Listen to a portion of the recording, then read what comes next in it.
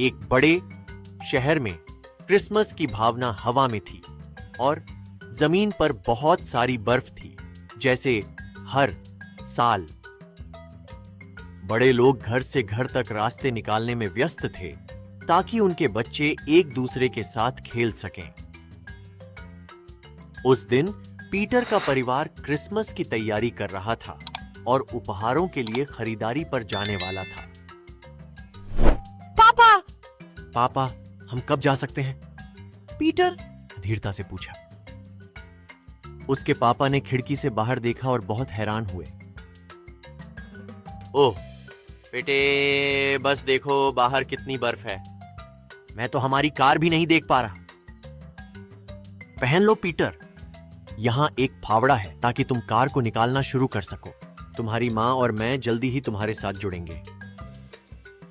Peter ने अपने कपड़े पहने और बाहर चला गया। वह खरीदारी पर जाने के लिए बेताब था, इसीलिए उसने तुरंत फावड़ा चलाना शुरू कर दिया। उसे इतनी सारी बर्फ निकालने के लिए काफी ताकत की जरूरत थी।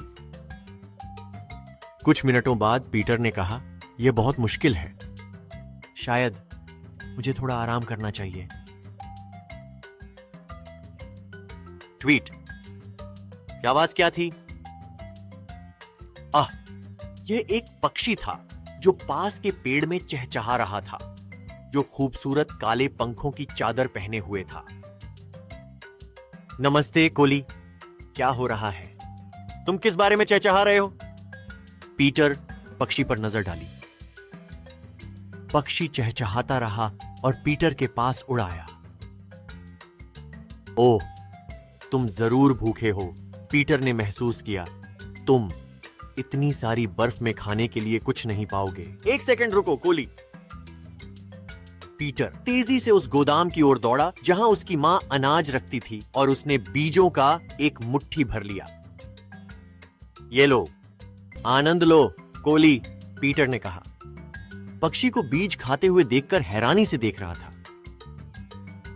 यह जानते हुए कि उसे खुदाई जारी रखनी है, पीटर ने फावड़ा उठाया और अपना काम जारी रखा। अचानक पीटर ने पीछे से एक आवाज सुनी। माफ कीजिए, क्या आप मेरी मदद कर सकते हैं? यह एक छोटी लड़की थी जो किसी कारण से उदास लग रही थी। क्या हुआ प्यारे? मैं आपकी कैसे मदद कर सकता हूं? श्रीमान भालू हार गए और अब गायब हैं। कुछ ताजी हवा लेने के लिए बाहर जाए। कल रात की भारी बर्फबारी के बाद मैं उसे अब कहीं नहीं ढूंढ पा रहा हूं। क्या तुम्हें याद है तुमने उसे कहां छोड़ा? मुझे लगता है कि मैं अपनी फावड़े से उसे ढूंढ सकता हूं। धन्यवाद। वह मेरे घर के पास यार्ड में कहीं है। पीटर की का पीछा करते हुए उसके घर की ओर गया और मिस्टर की तलाश करने लगा। भालू, देखो, मुझे लगता है कि मैंने उसे ढूंढ लिया। पीटर कुछ मिनटों की खुदाई के बाद अचानक चिल्लाया।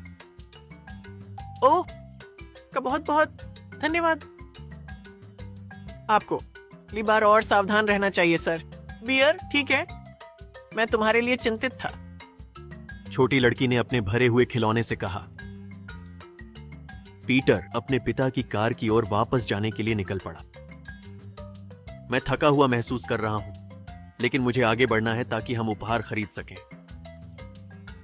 पीटर जोर से खुदाई कर रहा था जब अचानक उसने एक तेज आवाज सुनी। 1 2 3, धक्का दो। 1 2 का दो। कुछ लोग पास में एक कार को बर्फ के ढेर से निकालने की कोशिश कर रहे थे। अगर हमारे पास एक और मददगार होता तो हम इसे बाहर निकाल सकते थे, उनमें से एक ने कहा। दुख की बात है, किसी और को आसपास न देखकर पीटर ने उन्हें मदद देने का फैसला किया। तो लड़के, चलो इसे साथ में करते हैं। 1 2। ड्राइवर ने गैस पैडल दबाया और 2 अन्य साथ में पीटर अपनी हाथों को ट्रंक पर रखकर चिल्लाए, 1 2 धक्का दो। अचानक कार बाहर निकल गई। जब पीटर अपने पिता की कार के पास लौटा तो उसे एहसास हुआ कि वह कितना थका हुआ है। उसके पिता और मां घर से बाहर आए। बहुत हैरान लग रहे थे। हे बेटे, तुम इस पूरे समय क्या कर रहे थे? अब हमारे पास दुकान तक पहुंचने का कोई मौका नहीं है, इससे पहले कि यह बंद हो जाए। माफ करना पापा और मम्मी, पीटर ने कहा। मैं कार को निकालना बहुत चाहता था, लेकिन मैं ऐसा नहीं कर सका। मुझे एक छोटी लड़की को श्रीमान को खोजने में मदद करने के लिए एक पक्षी को खाना खिलाना पड़ा, भालू, और फिर एक और कार को बर्फ के ढेर से निकालना, इसमें बहुत समय लग गया। मुझे नहीं पकड़ना चाहिए था। मेरे पास तो उपहार नहीं बचेंगे, पीटर दुखी होकर कहा। ओह, समझ गया, उसकी मां ने कहा। चिंता मत करो बेटे, क्रिसमस पर उपहार सबसे महत्वपूर्ण चीज नहीं होते। हम कल उन्हें खरीदने जा सकते हैं। क्या नहीं है? तो सबसे महत्वपूर्ण चीज क्या है? क्रिसमस की असली भावना दूसरों की मदद करना है, बिना किसी चीज की उम्मीद किए, जो कि बहुत महत्वपूर्ण है। मैं तुम पर बहुत गर्व महसूस कर रहा हूं। उसके पिता सहमति जताई। तुम्हारी मां सही है पीटर, हम कल खरीदारी पर जाएंगे। अब तो कार को निकालते हैं। उस शाम बाद पीटर की मां ने स्वादिष्ट गर्म चॉकलेट बनाई। परिवार चूल्हे के पास बैठा शाम का आनंद ले रहा था। हालांकि वे उपहार नहीं खरीद सके, पीटर बिल्कुल भी उदास नहीं था, क्योंकि अब उसने क्रिसमस का असली मतलब समझ लिया था।